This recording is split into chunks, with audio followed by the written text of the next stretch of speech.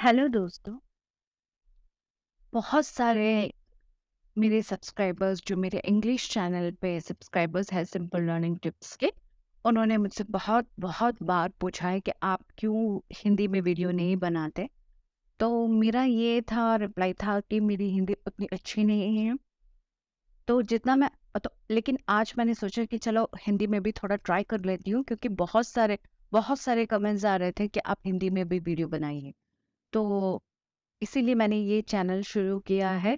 सो आप सभी का स्वागत है मेरे नए चैनल पे, हिंदी चैनल पे। और मेरी हिंदी या प्रोनाउंसिएशन में अगर कोई इश्यूज है तो आप प्लीज़ उसको माफ़ कर दीजिए, और कुछ गलत मैं बात कर रही हूँ हिंदी में तो आप उसको पॉइंट आउट कर सकते हैं कमेंट सेक्शन में, ठीक है। तो आज हम बात करने वाले हैं, जो डिस्कस करने वाले हैं वो है कलेक्टिव बार्गेनिंग के बारे में। ये मेरी चैनल इंग्लिश चैनल की पहली वीडियो है। तो मैं यही करूँगी कि वहाँ जो इंग्लिश में वीडियोस है, सेम चीज़ मैं हिंदी में भी यहाँ पे अपलोड करूँगी। तो आई होप कि ये आपको हेल्पफुल होगा। थोड़ा जो टेक्निकल टर्म है हिंदी का वो शायद मैं नहीं बता पाऊँगी, और थोड़ा-सा हिचकिचाहट भी होगा मुझे, तो आप प्लीज़ उसको सब माफ़ कर दीजिए। तो चलते हैं अपने टॉपिक पे। Collective bargaining, I am sure कि आप लोग अगर ये वीडियो देख रहे हैं तो आपने ये वर्ड कहीं ना कहीं तो सुना। तो जो कलेक्टिव बार्गेनिंग शब्द है, अगर आप उस शब्द को देखेंगे तो आपको समझ में आएगा कि ये एक सामूहिक रूप या मिलजुल कर पूरे एकता के साथ आप सौदेबाजी या आप जो डिमांड बार्गेनिंग जो करते हैं उसको बोलते हैं। ये आप किस चीज की बार्गेनिंग, अपने जो डिमांड्स के लिए जो बार्गेनिंग करते हैं, बातचीत करते हैं, जो नेगोशिएट करते हैं, उसको बोलते हैं कलेक्टिव बार्गेनिंग। जैसे आप अगर कोई रिक्शा ले रहे हैं तो आप उस रिक्शे वाले को अपना जो वो मान लीजिए मीटर पे 120 दिखा रहे हैं और वो पूछ रहे हैं 200, तो हम लोग 200 थोड़ी ना देंगे। 200 तो हम लोग बार्गेन करेंगे उनसे कि आप थोड़ा कम कर लो।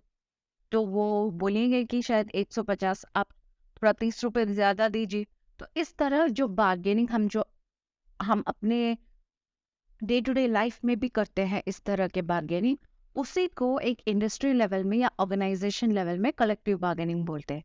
तो ये कलेक्टिव बार्गेनिंग इसलिए क्योंकि इसमें रिप्रेजेंटेटिव्स जाके बार्गेन करते हैं। मतलब ग्रुप ऑफ रिप्रेजेंटेटिव्स एम्प्लॉयज के बीच में या वर्क या एम्प्लॉयर्स के बीच में या ट्रेड यूनियंस के बीच में जो बार्गेनिंग होता है उसको बोलते हैं। तो जो बातचीत करते हैं ताकि वो लोग एक समझौते पे आए, उसको बोलते हैं कलेक्टिव बार्गेनिंग। तो उसका एक सिंपल डेफिनेशन आप देख लीजिए कि collective bargaining takes place when a number of work people enter into a negotiation as bargaining unit with an employer or group of employees with the object of reaching an agreement on the conditions of the employment of the work people।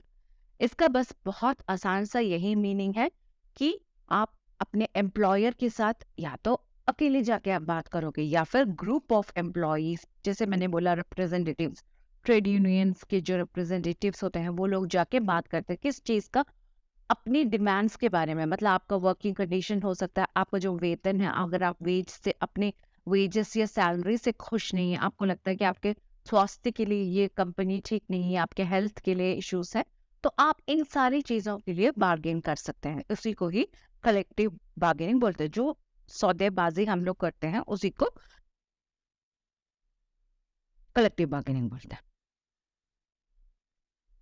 अगर आप जैसे एक छोटा सा example है, अगर आपको अपने जो वर्किंग स्थिति है, जो वर्किंग कंडीशन आपको लगता है कि यहाँ की सैनिटेशन फैसिलिटी उतनी अच्छी नहीं है, यहाँ के टॉयलेट्स उतने अच्छे नहीं है, तो आप जाके अपने एम्प्लॉयर के साथ बात, मतलब आप ग्रुप में जाके अपने रिप्रेजेंटेटिव्स को भेज के आप पूरे उनके लिए बार्गेन कर सकते हो कि आपको एक हेल्थ एंड सेफ्टी कोड जो भी है उस कंपनी में या जो इंडस्ट्री लेवल में है उसको फॉलो करना चाहिए, ठीक है।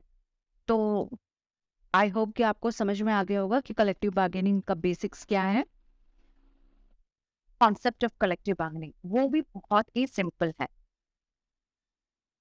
सिंपल सा उसका मतलब ये है कि एम्प्लॉयज और एम्प्लॉयज के बीच में जो रिश्ता है उसको पूरा एक सौहार्दपूर्ण, एक फ्रेंडशिप वे में, एमिकेबल, मतलब एक बहुत ही अच्छे से मतलब बिना झगड़े के, बिना मतलब अच्छे से दोस्ती के रूप में आप सारे प्रॉब्लम्स को सुलझाने की कोशिश करेंगे। मतलब ये नहीं कि आप पूरा पहले ही जाके स्ट्राइक पे चले गए या पहले ही आप जाके फाइट कर रहे हो। नहीं, आप उसको पूरा आराम से, पूरा शांति से सुलझाने की कोशिश करेंगे। जब वो नहीं होता है, तब हम लोग, तो जो वर्कर्स है, हम लोग मतलब जो वर्कर्स है, वो एक्सट्रीम मेजर्स लेते हैं। सो दैट इज व्हाट, ये जो कॉन्सेप्ट ऑफ कलेक्टिव बार्गेनिंग है जो मैंने लिखा है कि वो एक मैनेजरियल टूल है जो एमिकेबल एमिकेबल मतलब बहुत ही फ्रेंडली वे में, और दोनों, और म्यूचुअली एक्सेप्टेबल एग्रीमेंट। इसका मतलब ये है कि आप मतलब एम्प्लॉयज और एम्प्लॉयर दोनों को एग्री, दोनों को मतलब वो दोनों एग्री करना चाहिए वो, कि हाँ हम लोग मतलब खुश है, हम लोग संतुष्ट है जो डिसीजन लिया है, जो एग्रीमेंट, जो कंक्लूजन पे आ गए हैं हम लोग, कि हम लोग खुश हैं। मान लीजिए आप वर्कर्स ने पूछा है कि 10% इंक्रीज चाहिए, तो मैनेजमेंट बोले नहीं हम लोग तो 8% ही देंगे, तो ऐसा नहीं हो सकते। तो वहां पे सिर्फ मैनेजमेंट की ही बात चल रही है, राइट? वर्कर्स का तो नहीं हो रहा है, उन लोगों को तो 10% चाहिए था।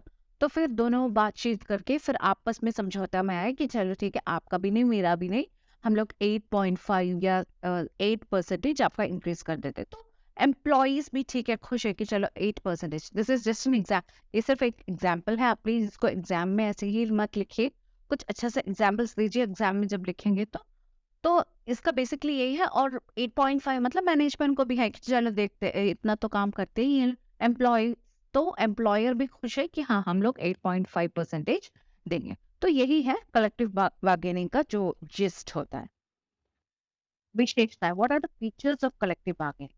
तो पहले है कि ये ग्रुप एक्टिविटी है, ठीक है। ये है कि आप अलग अलग डिपार्टमेंट में हो, आप सब लोग मिलजुल के, जो वर्कर्स हैं वो सब मिलजुल के पहले पहले उनके बीच में एक समझौता आना चाहिए कि हाँ हमें 10 एक एग्जाम्पल अगर मैं कहूंगी जो पहले लिया था कि 10% इंक्रीज इन सैलरी, ठीक है। पहले उन वर्कर्स के बीच में एक समझौता होना चाहिए कि हाँ हमें 10% ही चाहिए।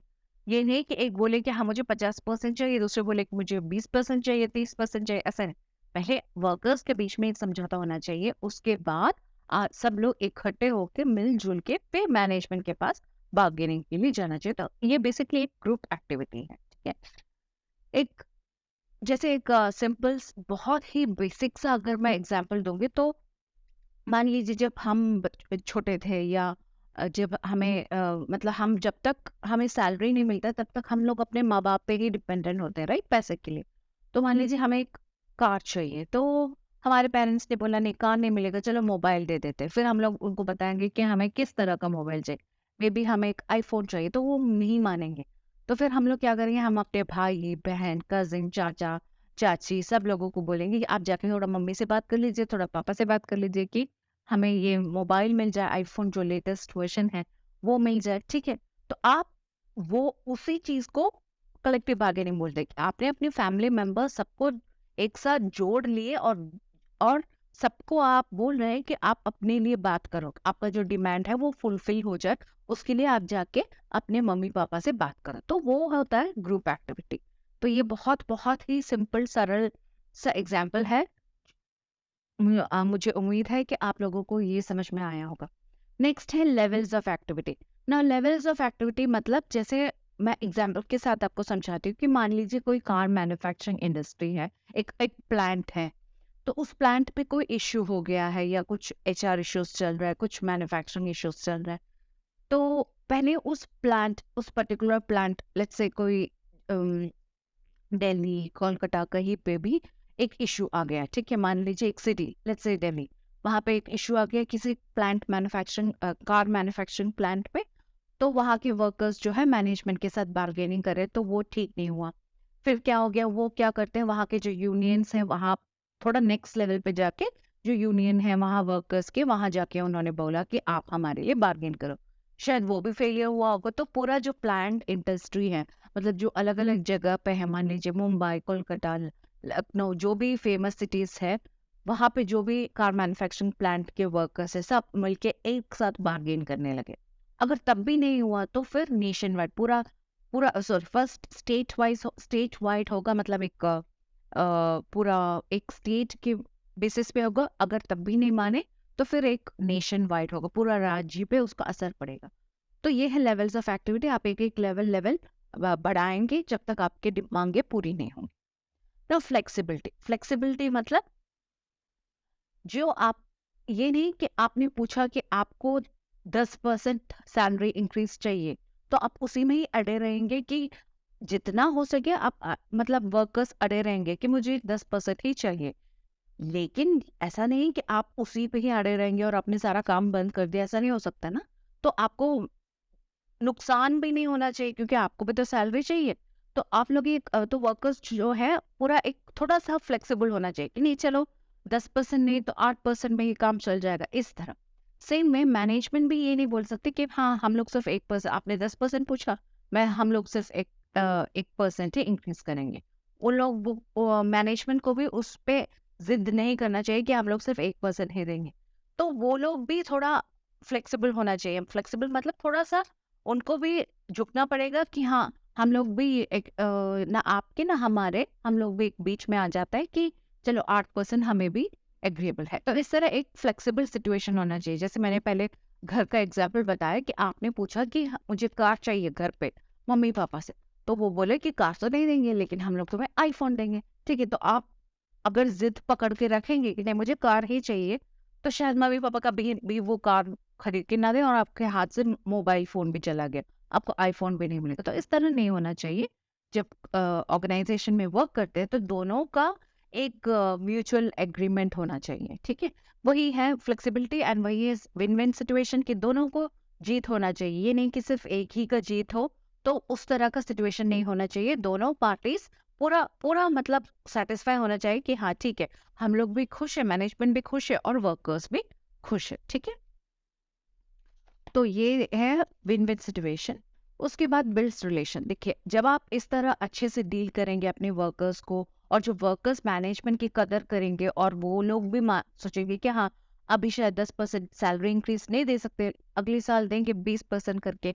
तो इस तरह अगर कुछ अच्छा सा रिश्ता बना रखेंगे तो अल्टीमेटली क्या होगा, इन सब चीज़ों का क्या अल्टीमेट एम है कि हमारा प्रोडक्टिविटी इंक्रीज होना चाहिए, कंपनी का ऑर्गेनाइजेशन का प्रोडक्टिविटी इंक्रीज होना चाहिए। तो इस तरह शर्तें, ये जो मांगे आपके हैं, जो वर्कर्स के हैं, वो अगर अच्छी तरह से सुलझा जाता है तो एक अच्छा रिलेशनशिप, गठबंधन वहां पे हो जाता है। ठीक है, अब नेक्स्ट नेक्स्ट है objectives of collective bargaining. Now इसमें फर्स्ट है कि ये कलेक्टिव बार्गेनिंग से वर्कर्स को क्या लाभ मिलता है। उनको अपनी समस्याओं को प्रस्तुत करने, मतलब मैनेजमेंट के साथ प्रेजेंट करने का एक ऑफर मिलता है, उनके साथ सामने प्रस्तुत करने का एक अवसर मिलता है। वो है सबसे बड़ी बात कलेक्टिव बार्गेनिंग। देखिए, कभी कभी क्या होता है, कुछ अच्छे वर्कर्स भी होते हैं या जो भी वर्कर्स हैं उनको होता है कि हाँ हमें मिले इतना या हमें कुछ अच्छा सेफ एंड हेल्थी जो ऑप्शंस हैं हमें मिले, लेकिन वो लोग अपनी बातें कभी मैनेजमेंट के साथ उनको प्रेजेंट करने का मौका ही नहीं मिलता। फिर क्या हो जाता है कि ये वर्कर्स अपना जो गुस्सा है वो अंदर ही रख देते हैं और फिर बाद में वो स्ट्राइक या इस तरह के बहुत मेजर प्रोटेस्ट जैसे बन जाता है। तो इससे अच्छा है कि आपको एक चांस मिल रहा है मैनेजमेंट के साथ सामने अपनी बात रखने का।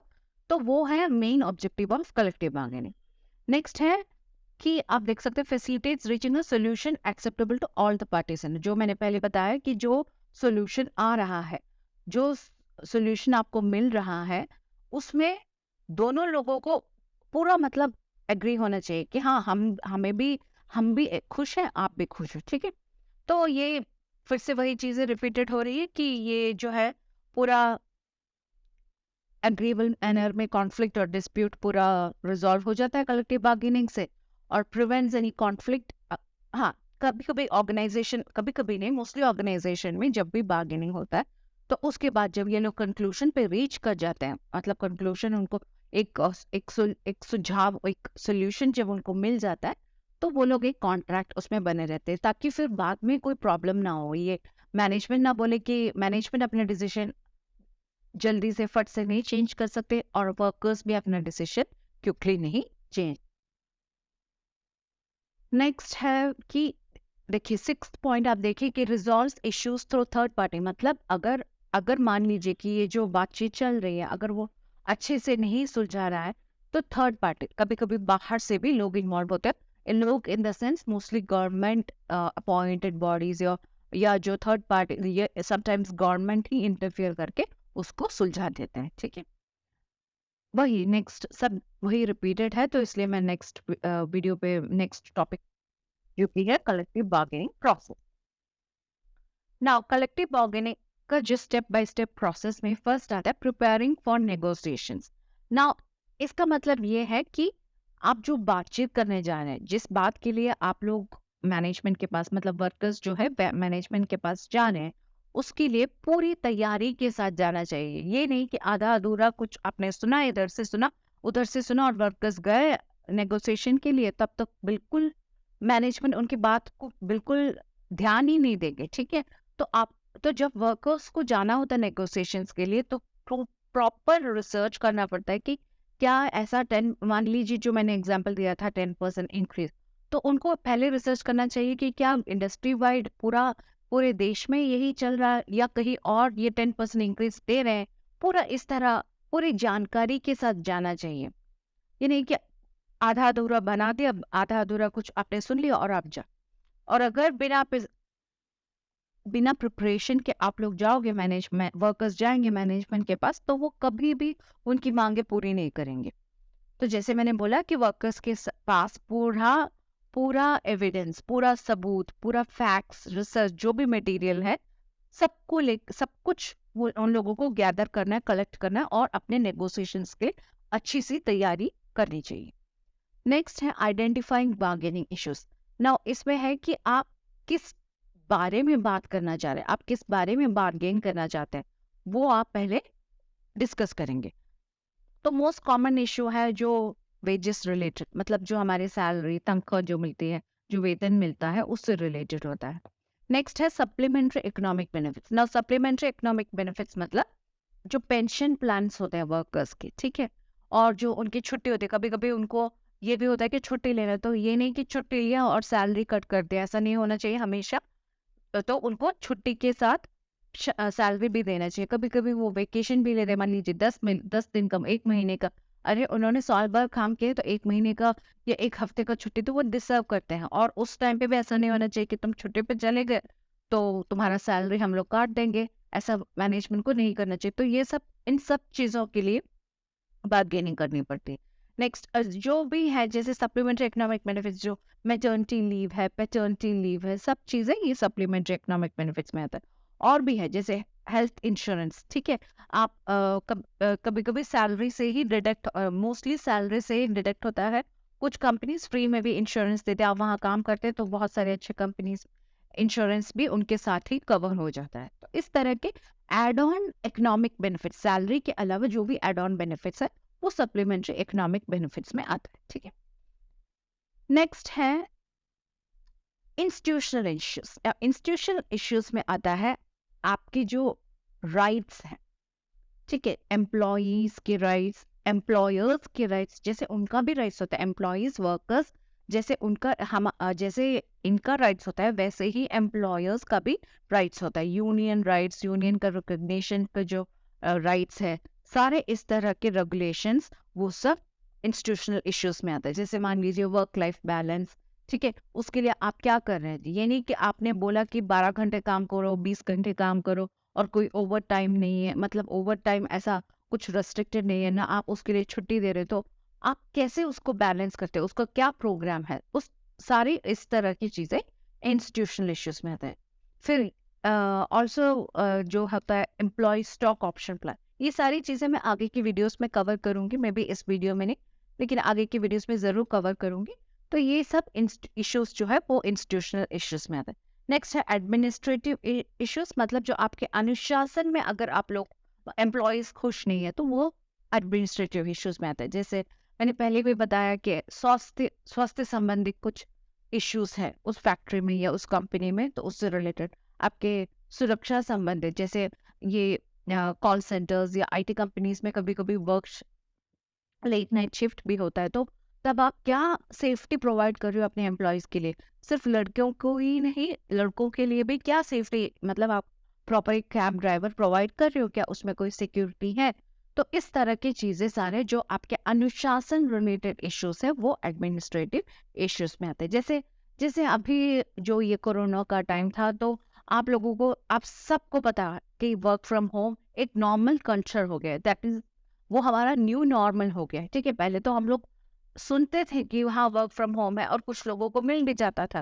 लेकिन आजकल ऐसा है कि सारी कंपनीज़ वर्क फ्रॉम होम ज़्यादा प्रेफ़र कर रहे हैं। वो होता है एडमिनिस्ट्रेटिव इश्यूज़, उसके पीछे बहुत सारा काम किया होगा उन लोगों ने, तो इस तरह के इश्यूज़ को एडमिनिस्ट्रेटिव इश्यूज़ बोलते हैं। नेक्स्ट है, अब आप लोग, मतलब आपने पहले तैयारी कर ली, उसके बाद आपने डिसाइड किया कि आप कौन से विषय पे आपको चर्चा करना है। मतलब आप, मतलब आई एम इम्प्लीमेंटिंग, ये फोकस करें एम्प्लॉयज़, ठीक है? जैसे एम्प्लॉयज़ ने डिसाइड कर लिया है कि किस बात पे चर्चा करना है, नेक्स्ट है नेगोशिएशन।